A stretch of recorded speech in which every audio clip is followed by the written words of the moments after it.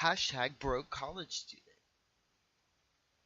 The issue and food insecure students.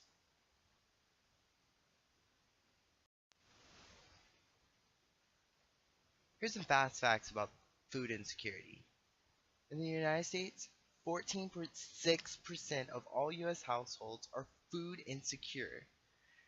But what is food insecurity? It's access by all people at all times to enough food for an active, healthy life. In Georgia, we're one of the top 7 states with the highest rate of food insecurity.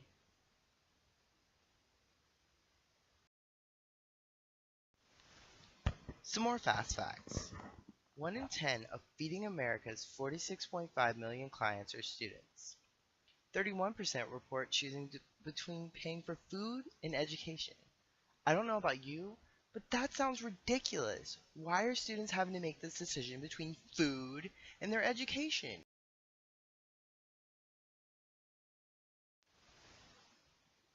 Now here's a little bit of psychology for you. Here you see Maslow's hierarchy of needs, starting with physiological.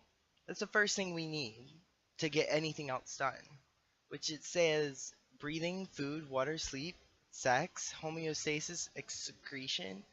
So pretty much we need food before we can worry about our safety, worry about love, belonging, worry about our self-esteem and esteem in general, and self-actualization, our creative side. We can't worry about any of those things at the higher part of the pyramid. We don't worry about at least food, water, and breathing. And the thing that most escapes us, sleep. Now enter Valdosta State University.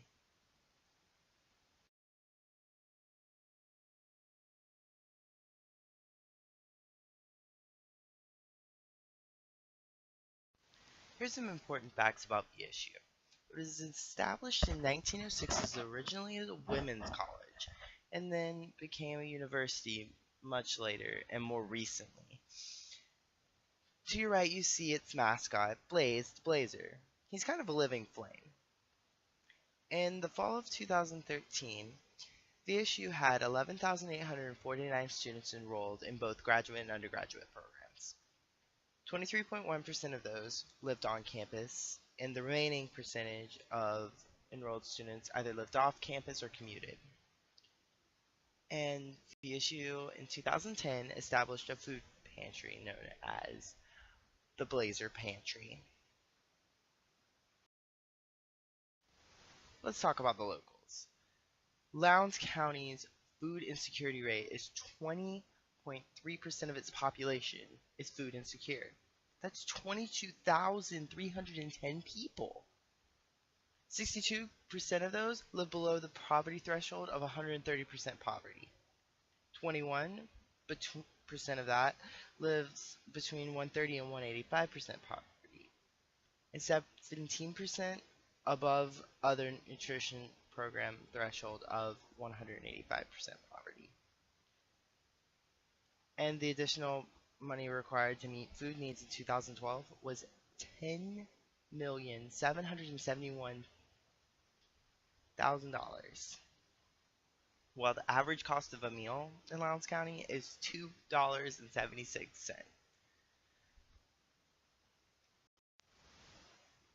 Now let's talk about the Blazer Pantry. On the screen you can see the eligibility requirements. You have to have a student ID to pick up the food. You have to be enrolled full-time at the time of the food pickup. You can't have a meal plan, meaning you can't live on campus because all on-campus residents are required to have a meal plan to live on campus. You must present a printed class schedule, and you can only access the service a maximum of once every 2 weeks, unless the director of the Blazer Pantry allows you to do something more frequent. Students must sign in with the Division of Student Affairs to receive the service, and any personal information collected is for organizational purposes solely. The rest, all your information is considered confidential. And the food pickup is only accessible during business hours of the Division of Student Affairs office.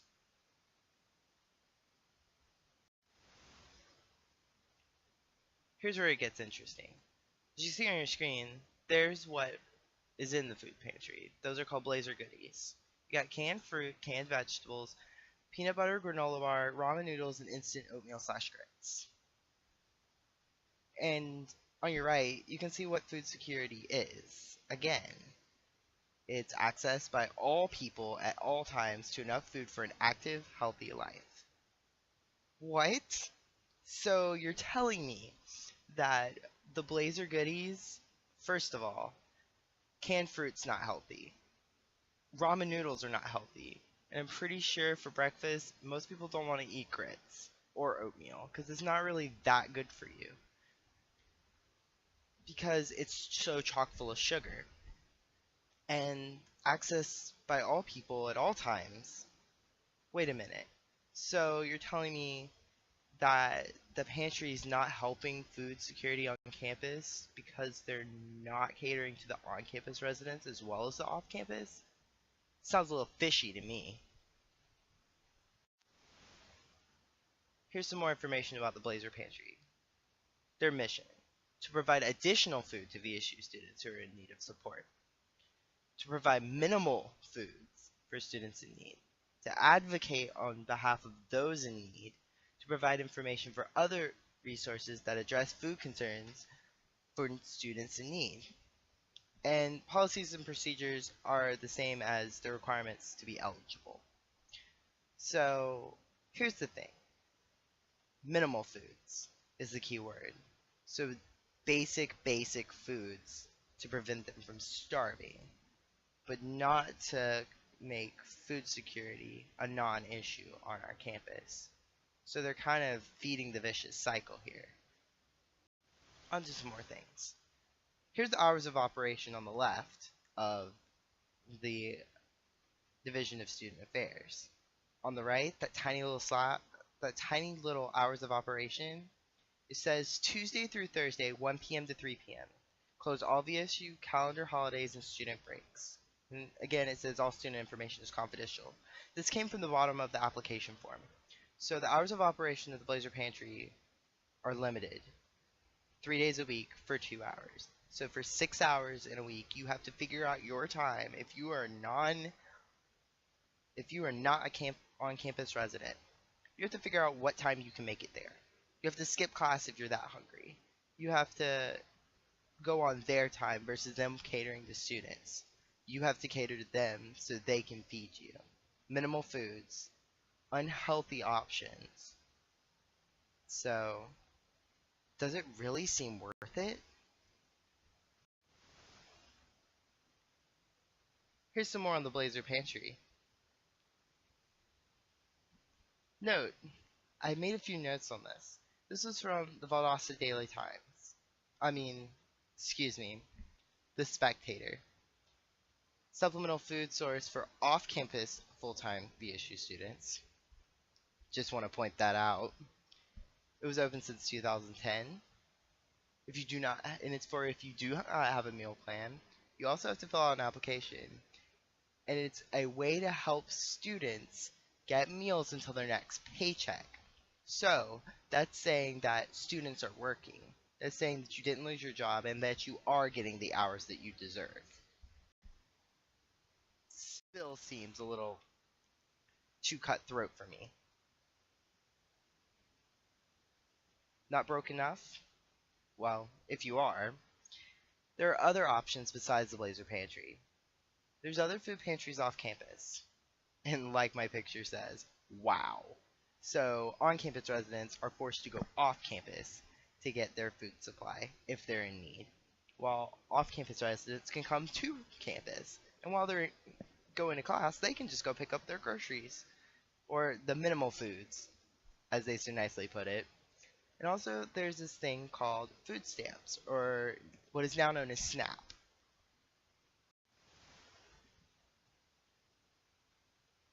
Student food stamps. Here's a little snippet from the website about student food stamps. It says college is stressful and expensive.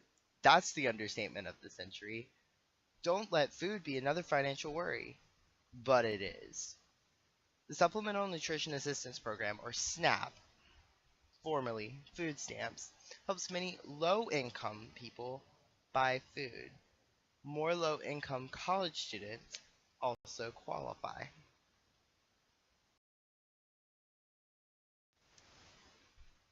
Here's your first question.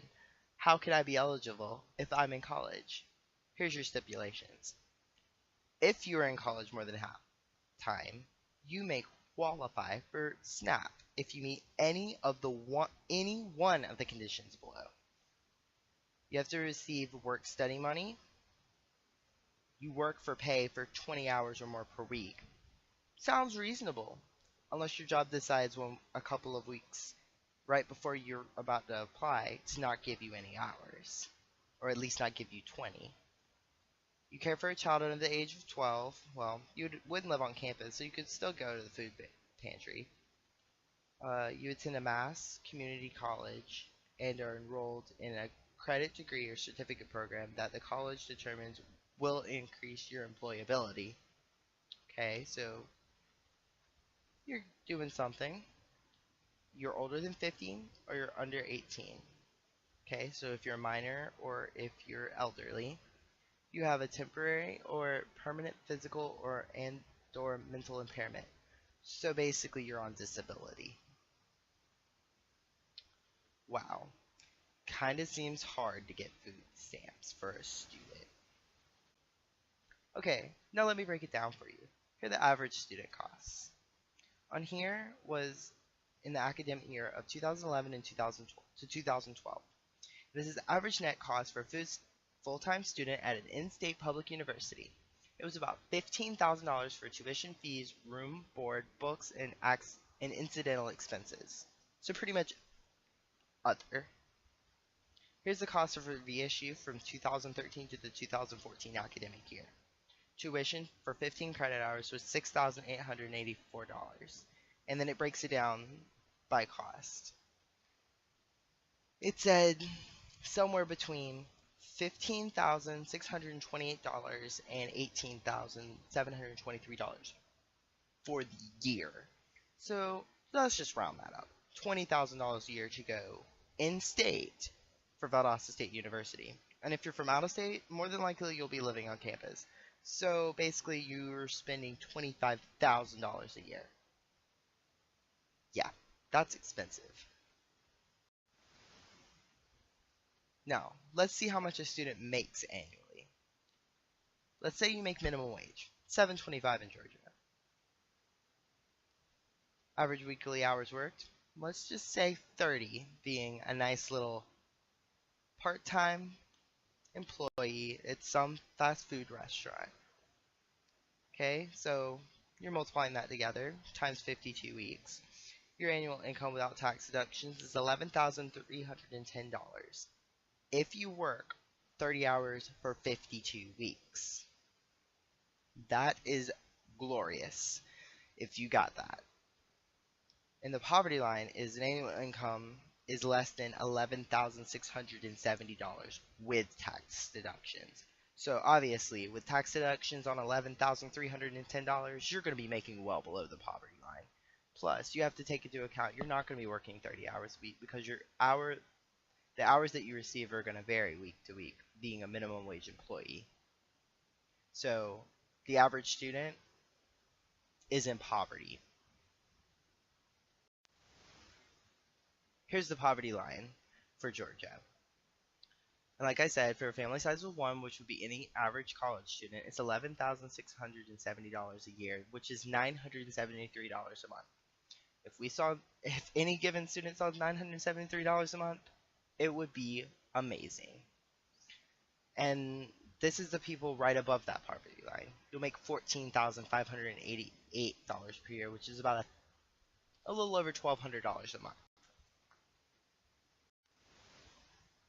And here's some alternatives to food insecurity for students.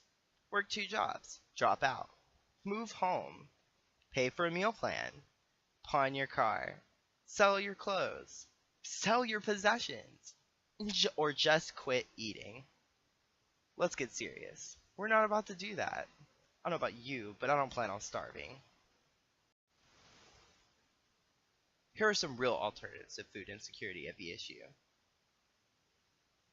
Change on-campus foods offered. Change campus food pantry options to healthier ones. Lower the food costs on campus. Come on, like, we can't afford what's in Sistella Market.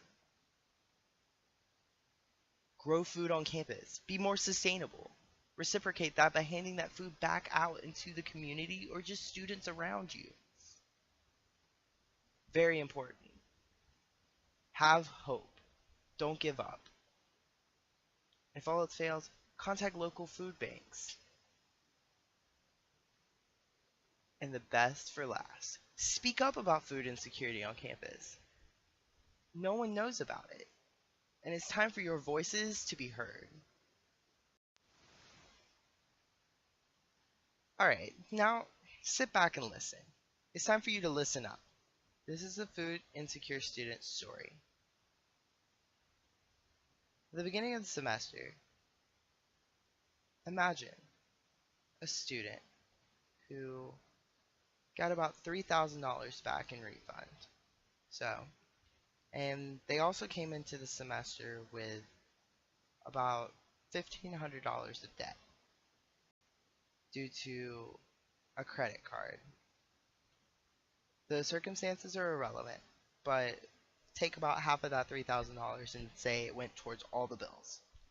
They have $1,500 left. This student decided to buy groceries, could just proceed with life. They work about 30 hours a week, making $7.50 an hour. That's close to $180 a week. And then they got paid weekly. Now imagine, their car broke down. They had to fix it. It cost $700. Now they're down to their last $800. They take a medication that costs $35 a month. It's been 2 months. That's already $70 out of that. So now they're down to about $600. They pay for $50 in gas every 2 weeks. It's been 8 weeks. So that's $200 more. They're down to $400. Now imagine that this student has to drive all the way to Macon, Georgia, which is about a 2-hour drive. So add another $100 in gas expenses. Now they're down to $300. They decided that they wanted to go clothes shopping earlier this semester. They spent about $200 on clothes. They haven't bought any clothes in over a year, and they thought that it would be a good time to spend a little money on themselves for once. Now they're down to $100. Now imagine you have to pay for a doctor's visit, $50. You have to pay for a parking citation for something so stupid, $15. Now imagine you have to pay for food, $40. The next week, $40 more. Now gas, $50. And when you reach the end of your money, your job decides to not give you 1 hour for 2 weeks. You get your last paycheck. You're down to your last penny. Now you're worried about food. How am I going to eat? You go to bed hungry. You ask your mom to send you money, but your mom's on food stamps, and that's all the money that she has. She's unemployed. Your father disowned you. He wants nothing to do with you anymore. The one other person you can ask is your grandmother, but you feel too guilty asking because she pays thousands of dollars a year for your car insurance. Now imagine that student. How that student feels when he or she is being turned away from the Blazer pantry for living on campus, and And at the beginning of the semester, the 1 month, they had no money coming in and so many bills. Imagine that their meal plan is gone.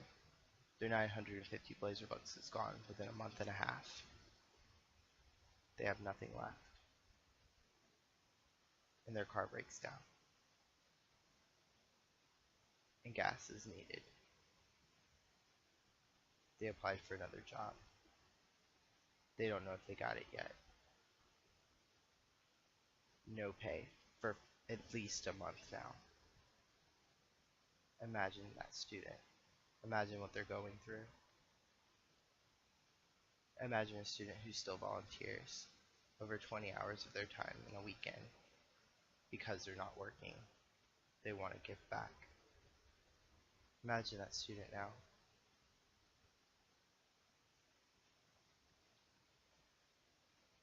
Now think about it. Think about how important it would be for this child to eat, for this student to eat, for this student. Food is one of the biggest concerns in their life. Imagine still not turning to despair, still having hope. And now I want to be real with you. That student is me. And the reason I'm telling you this story isn't to make you cry, isn't to make you sad, because I had the support system, barely, thanks to friends and a food pantry off campus.